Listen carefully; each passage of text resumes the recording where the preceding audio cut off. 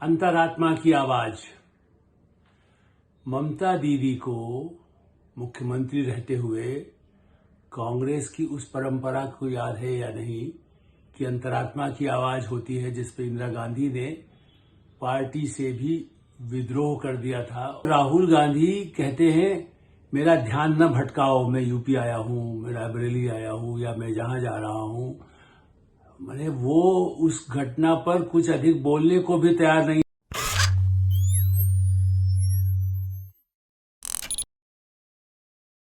नमस्कार, मैं हूं आलोक मेहता। एडिटर्स आई में आपका स्वागत है। हमारा अनुरोध है कि आप एडिटर्स आई देखें, लाइक करें, सब्सक्राइब करें, अपने मित्रों को, ग्रुप्स को फॉरवर्ड करें और आपकी जो राय हो उससे भी हमें अवश्य अवगत कराएं। अंतरात्मा की आवाज। ममता दीदी को मुख्यमंत्री रहते हुए कांग्रेस की उस परंपरा को याद है या नहीं कि अंतरात्मा की आवाज होती है, जिस पे इंदिरा गांधी ने पार्टी से भी विद्रोह कर दिया था और पार्टी ही अलग कर दी और राष्ट्रपति के चुनाव में वीवी गिरी का समर्थन किया। वो राजनीतिक मुद्दा था, लेकिन इस समय जो मुद्दा है उसमें कई लोगों की अंतरात्मा की आवाज की बात है।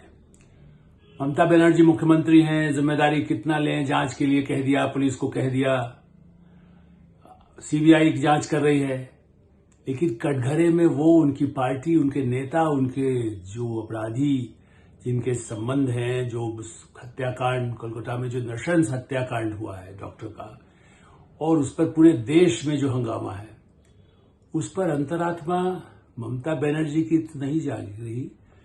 लेकिन राहुल गांधी को क्या हुआ? वो तो इंदिरा गांधी की परंपरा के हिसाब से काम करना चाहते हैं, राजीव गांधी की परंपरा से काम करना चाहते हैं। जो राजीव गांधी दिल्ली में पचकुइया रोड पर भी आग लगी और वो चले जाते हैं पहाड़गंज में, और यहां पर राहुल गांधी कहते हैं मेरा ध्यान न भटकाओ, मैं यूपी आया हूं, मैं रायबरेली आया हूं या मैं जहां जा रहा हूं।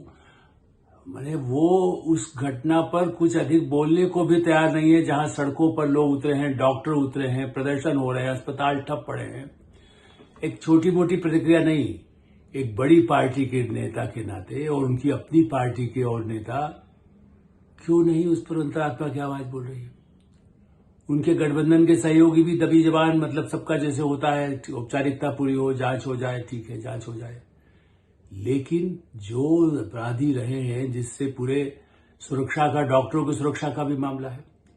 लेकिन क्या ये कांग्रेस की उसी तरह की है जहां पर तंदूर कांड नई पीढ़ी को पता नहीं होगा? दिल्ली में एक होटल में तंदूर में सुशील शर्मा नाम के कांग्रेसी ने किस तरह से हत्या की थी, उस पर कितना बवाल हुआ, वर्षों तक जेल में रहना हुआ। ऐसी कितनी ही नृशंस हत्याओं में यदि कांग्रेस जिम्मेदार हो तो उसके बाद तुरंत उस पर अपेक्षा यही की जाती है। लेकिन ये तो एक षड्यंत्रपूर्वक डॉक्टर, प्रिंसिपल और कौन कौन लोग, इसमें जो अपराधी वहां कौन पहुंचे, कैसे, तो और उसके बाद तोड़फोड़, सैकड़ों लोग पहुंच करके जो घटना स्थल है, जिसके लिए सुप्रीम कोर्ट भी कह रहा है कि न तत्काल एफआईआर की गई, न ही सुरक्षा का इंतजाम किया गया। अदालतें भी पूछ रही हैं कि भाई भीड़ आने पर, जब आपके पास जहां पर हत्या हुई उस घटना स्थल यानी उस अस्पताल में और इमरजेंसी में जब भीड़ पहुंचती है, और कौन सी भीड़? मांग करने के लिए नहीं, उस सबूत को नष्ट करने के लिए, डॉक्टरों के खिलाफ। ऐसा तो भारत के आजादी के बाद ऐसी घटनाएं बहुत कभी गिनी जा सकती है जिसमें इस तरह के अपराधी तत्व खुली छूट हो और पुलिस मूक दर्शक बनकर देखी रहे। क्या उसके लिए पश्चिम बंगाल सरकार जिम्मेदार नहीं मानेगी? उन्होंने क्या कदम उठाया उस मुद्दे पर? नहीं उठाया। देखिए, मैं इसलिए वो घटनाओं पर नहीं ज्यादा करना चाहता, क्योंकि इतना घृणित ढंग से गैंग रेप हुआ है, क्या हुआ उसमें, जिस तरह से उसको डॉक्टर को जला दिया गया, मतलब उसका वर्णन करना ही आप तो दिन रात सुन रहे होंगे। उसकी चर्चा से अधिक मैं अंतरात्मा की आवाज पर बात करना चाह रहा हूं। उस बात को उठाना चाहता हूं कि किसी को छोड़ता नहीं है। क्या वहां पर जो बैठी पार्टी का ये राजनीतिक मुद्दा है?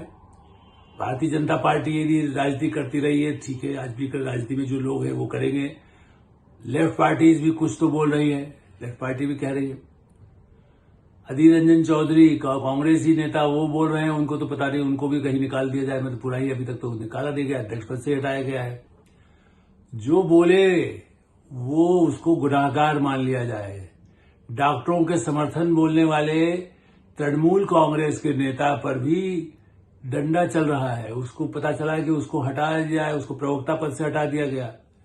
पार्टी तृणमूल कांग्रेस ममता बनर्जी की पार्टी, यदि वो एक लोकतंत्र में दूसरे नहीं बोलने दे रहे हैं, बहुत मुश्किल हो रही है। अदालत में और संसद में हाहाकार मचाती है जो तृणमूल कांग्रेस और उनके साथ के कांग्रेस के नेता। इस मुद्दे पर जो बोले उसको ही कैसे कैसे सजा दी जा सकती है, और उल्टे कौन पैरवी कर रहे?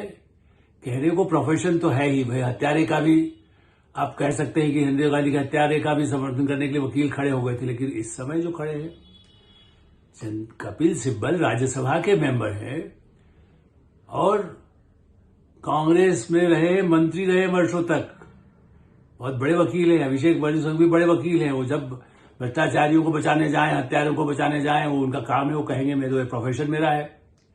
लेकिन कपिल सिब्बल साहब अब तो मंत्री रहे, कानून मंत्री भी। अभिषेक बच्चन सिंह भी कानून मंत्री नहीं रहे। कितने जज उन्होंने अपॉइंट करने के फाइनल दस्तखत किए होंगे। अभिषेक मनु सिंघवी का जो प्रभाव रहा, कौन जजेस को प्रभावित करने के लिए क्या किया नहीं किया वो अलग बात है, लेकिन ये तय है कि ऐसे नृशंस हत्याकांड पर कपिल सिब्बल अपने को अलग भी कर सकते थे कि भाई और कोई वकील कर लीजिए, मेरी पार्टी, हम तो अपना से दुखी है। वो तो कवि अपने को कहते।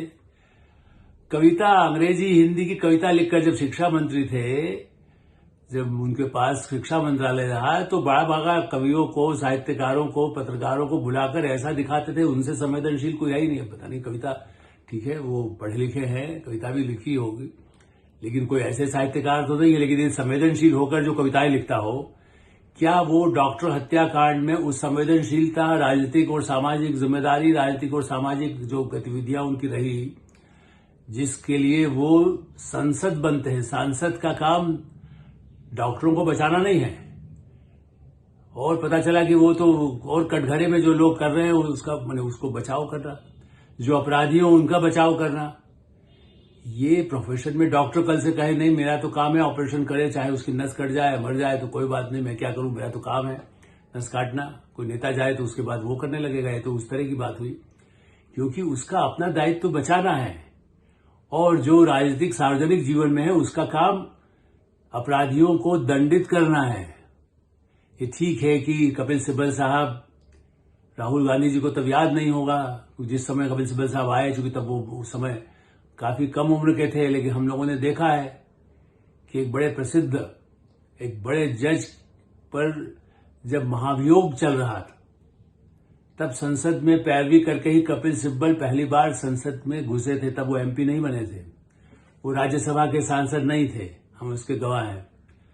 अब वो महाभियोग से बचाने के लिए उन्होंने 2 बड़ा भाषण दिया और भी कई तरीकों से प्रभावित करने की कोशिश की, सांसदों को, पार्टी को, सरकार को, कौन किसका क्या दक्षिण भारत का है, उत्तर भारत का है, ये कह करके दक्षिण भारत के जो जज थे उनको बचाने के लिए यहां तक कि क्षेत्रीयवाद, जातिवाद, सारे फार्मूले अपना करके उनको महाभियोग से तो वंचित कर दिया। ये अलग बात है कि बाद में कोई वो काम जज नहीं कर सके, लेकिन हाँ ये सही है कि उनको कोई दंडित न कर सके भ्रष्टाचार के आरोप में। वहीं से तो कपिल सिब्बल शुरू है।